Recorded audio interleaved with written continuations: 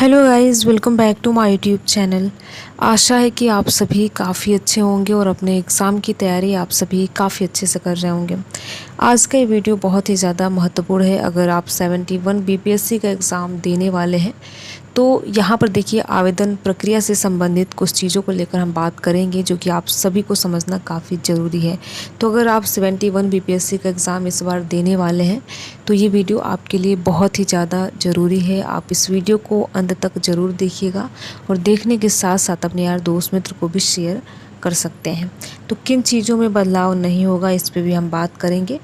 तो यहाँ पर आप देख सकते हैं कि ये नोटिस बीपीएससी के द्वारा जारी किया गया है, यानी बिहार लोक सेवा आयोग के द्वारा जारी किया गया है।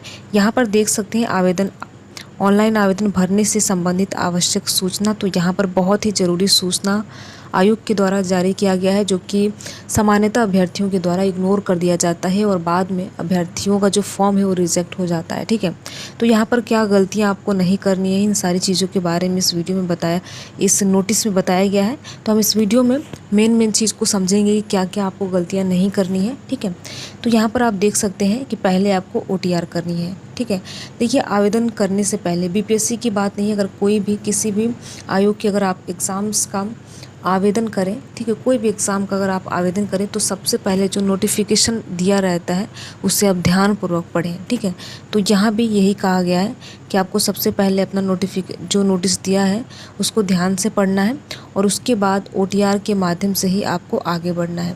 यहाँ पर और भी चीज़ें दी गई जैसा कि आयोग ऑनलाइन आवेदन करने वाले सभी अभ्यर्थियों को सुझाव देता है कि OTR एवं आवेदन में विवरण अंकित करने के पूर्व आवेदन करने की प्रक्रिया संबंधित दिशा निर्देश का पूरी तरह से अवलोकन करने के पश्चात ही ऑनलाइन आवेदन की प्रक्रिया अपनी निगरानी से पूर्ण करें।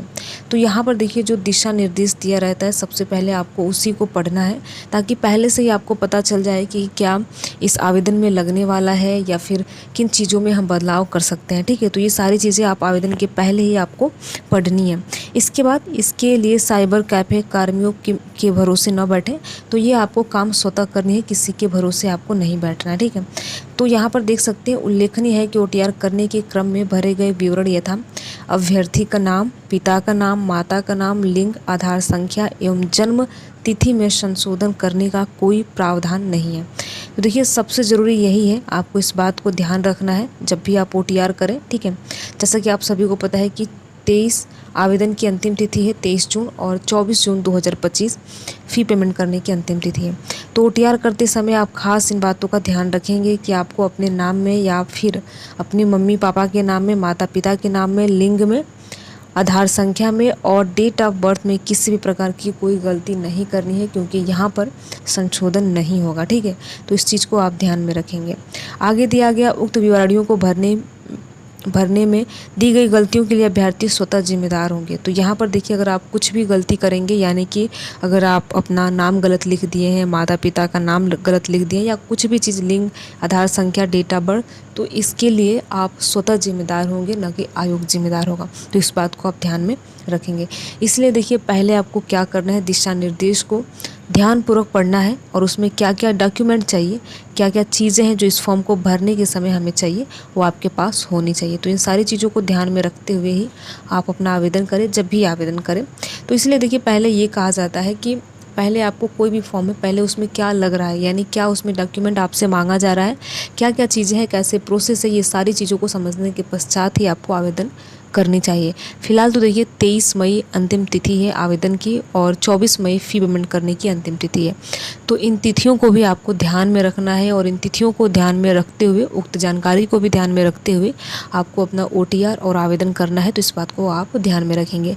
इससे संबंधित अगर आप कुछ भी चीज़ पूछना चाहें तो हमें कमेंट बॉक्स के माध्यम से बेझिझक पूछ सकते हैं। मेरे द्वारा पूरा प्रयास यही रहेगा कि जो भी आप चीज़ें पूछें उसको सही बताया जाए। ठीक है, तो वीडियो में लास्ट तक बने रहने के लिए आप सभी का बहुत बहुत धन्यवाद। अगर आपको ये वीडियो अच्छा लगा हो तो वीडियो को आप लाइक कर सकते हैं। लाइक करने के साथ साथ अपने यार दोस्त मित्र को भी शेयर कर सकते हैं। Thank you.